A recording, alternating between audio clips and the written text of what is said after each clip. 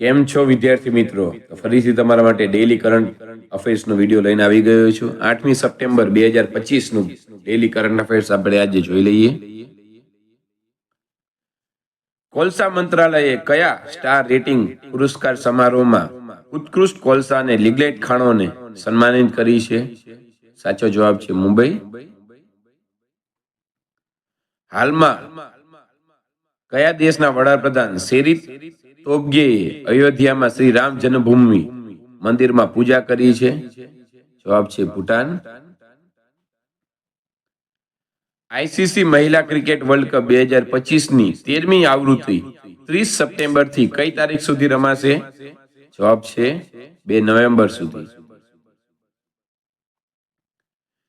એનપીસીઆઈના સુધારેલ નિયમો અનુસાર યુપીઆઈ દ્વારા 24 કલાકમાં કેટલા લાખ સુધીનું ટ્રાન્ઝેક્શન કરી શકાશે?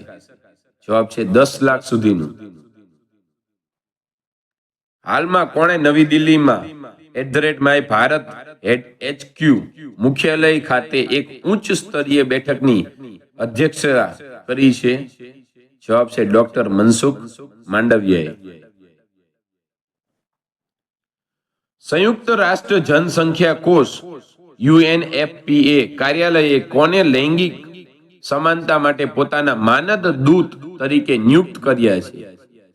કૃતિ સનનને દૂત તરીકે નિયુક્ત કર્યા છે. વર્ષ 2025માં ભારત અને કયા દેશ વચ્ચે રાજદ્વારી સંબંધોની સ્થાપનાના 60 વર્ષ પૂરા થયા છે? જવાબ છે સિંગાપોર. પ્રધાનમંત્રી આવાસ યોજના શહેરી 2.0ના શુભારંભના પ્રથમ વર્ષની ઉજવણીમાં કઈ તારીખે PMAU આવાસ દિવસ મનાવવામાં આવશે?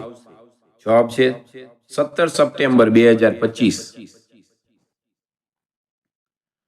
હાલમાં સુપ્રીમ કોર્ટે કોલેજિયમ મેં કયા ઉચ્ચ ન્યાયાલયમાં 26 નવા ન્યાયાધીશોની નિમણૂકનો પ્રસ્તાવ મૂક્યો છે? જવાબ છે અલ્હાબાદ હાઈકોર્ટ. હાલમાં ડોક્ટર દીપક મિત્તલે ને કયા દેશમાં ભારતના આગામી રાજદૂત તરીકે નિયુક્ત કરવામાં આવ્યા છે? જવાબ છે યુનાઇટેડ આરબ એમિરેટ્સ. આઈસીસી મહિલા ODI વર્લ્ડ કપ 2025નું આયોજન ભારત કયા દેશ સાથે મળીને કરશે?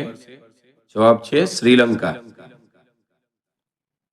રોયલ ભૂટાન બૌદ્ધ મંદિરનું ઉદ્ઘાટન કયા રાજ્યમાં કરવામાં આવ્યું? જવાબ છે બિહાર. ભારતનું પ્રથમ ગીધ જ્ઞાન પોર્ટલ કયા રાજ્યમાં લોન્ચ કરવામાં આવ્યું છે? જવાબ છે આસામ. તાજેતરમાં કોને ખાણ સચિવ તરીકે નિયુક્ત કરવામાં આવ્યા છે? જવાબ છે પિયુષ ગોયલ. પ્રોફેસર VK ગોકક પુરસ્કારથી કોને સન્માનિત કરવામાં આવ્યા છે? જવાબ છે આનંદ V Patil. The Chola Tigers Avengers of Somnath નામનું પુસ્તક કોના દ્વારા લખવામાં આવ્યું છે? જવાબ છે અમિશ ત્રિપાઠી. સંહિતા સંમેલનનું આયોજન કયા શહેરમાં કરવામાં આવ્યું છે? જવાબ છે નવી દિલ્હી. કયા રાજ્યે ભારતમાં પહેલીવાર વિજ્ઞાન આધારિત સમુદાય સંચાલિત સેના સ્પેક્ટેબિલસ નો નાશ કર્યો છે? જવાબ છે કેરેલા.